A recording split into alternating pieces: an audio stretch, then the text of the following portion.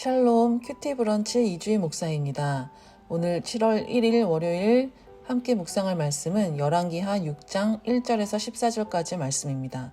먼저 1절과 2절을 읽겠습니다. 선지자의 제자들이 엘리사에게 이르되 보소서 우리가 당신과 함께 거주하는 이곳이 우리에게는 좁으니 우리가 요단으로 가서 거기서 각각 한 제목을 가져다가 그곳에 우리가 거주할 처소를 세우사이다 하니 엘리사가 이르되 가라 하는지라. 아멘. 우상 숭배가 만연한 북이스라엘 땅에서 하나님의 말씀이 있는 곳에는 하나님의 일하심이 보입니다. 하나님을 신실하게 따르는 자들을 남겨두시고 그들 공동체를 흥왕케 하십니다. 엘리사와 제자들이 거주할 곳이 좁아져서 그들은 새로운 거처를 마련하고자 합니다.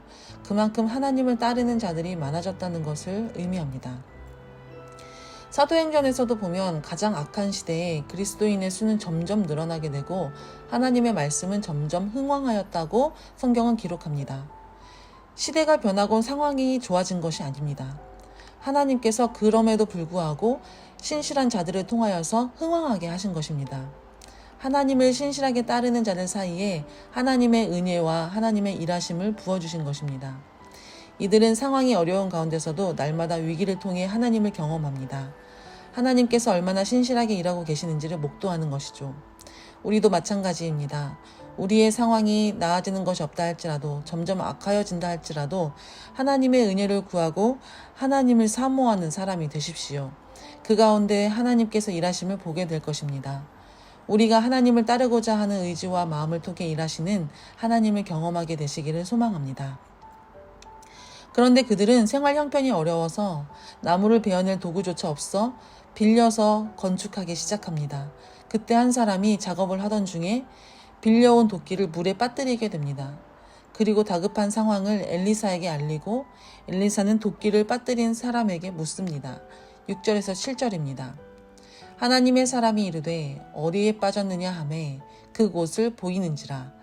엘리사가 나뭇가지를 베어 물에 던져 쇠도끼를 떠오르게 하고 이르되 너는 그것을 집으라 하니 그 사람이 손을 내밀어 그것을 집으니라. 아멘. 쇠도끼를 빠뜨린 제자에게 엘리사는 도끼를 빠뜨린 곳이 어디냐고 엘리사는 묻습니다.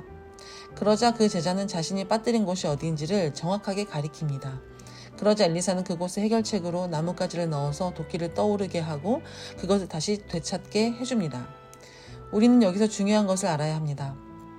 도끼를 어디에 빠뜨렸는지 정확하게 알았던 것처럼 우리의 상황이 나빠졌을 때, 우리의 영적인 상태가 어둡게 되었을 때 어디서부터 무엇이 잘못되었는지를 정확하게 아는 눈이 필요합니다.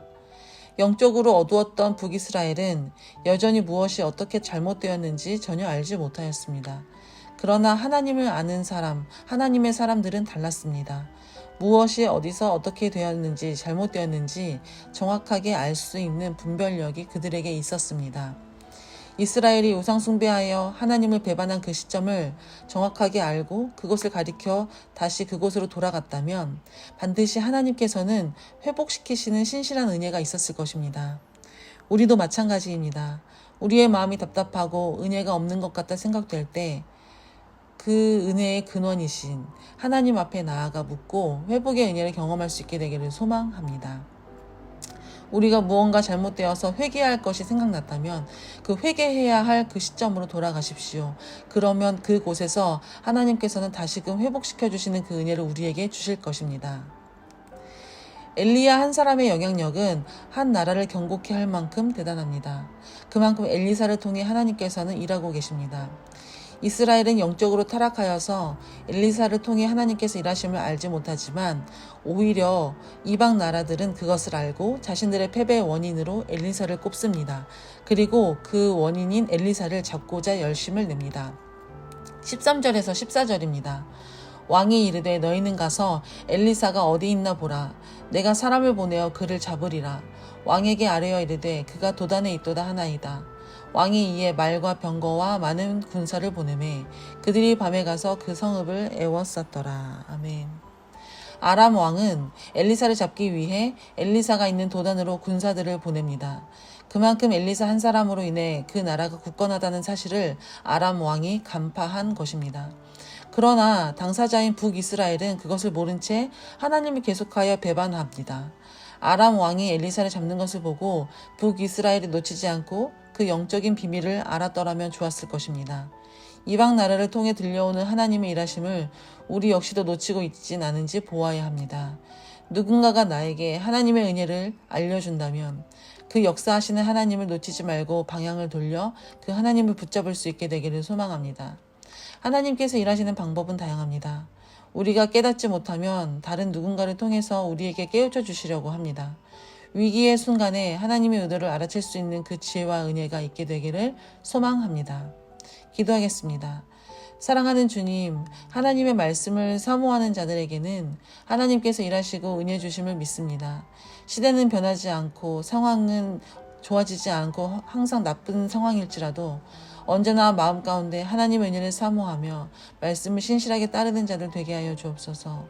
우리 영적인 답답함이 있을 때 잘못된 것이 어디서부터인지 회개할 수 있는 은혜를 더하여 주옵소서. 그리하여서 그 지점에서 은혜를 주시고 회복시키시는 그 하나님을 경험케 하여 주옵소서. 누군가가 나에게 하나님의 은혜를 깨닫게 할 때 하나님께서 다른 누군가를 통하여서 또 상황을 통하여서 나에게 하나님을 깨닫게 하시려고 하실 때에 나의 그 영의 눈을 열어주셔서 살아계셔 역사하시는 하나님을 알아챌 수 있는 그 은혜에 있게 하여 주옵소서. 감사드리며 예수님의 이름으로 기도드립니다. 아멘.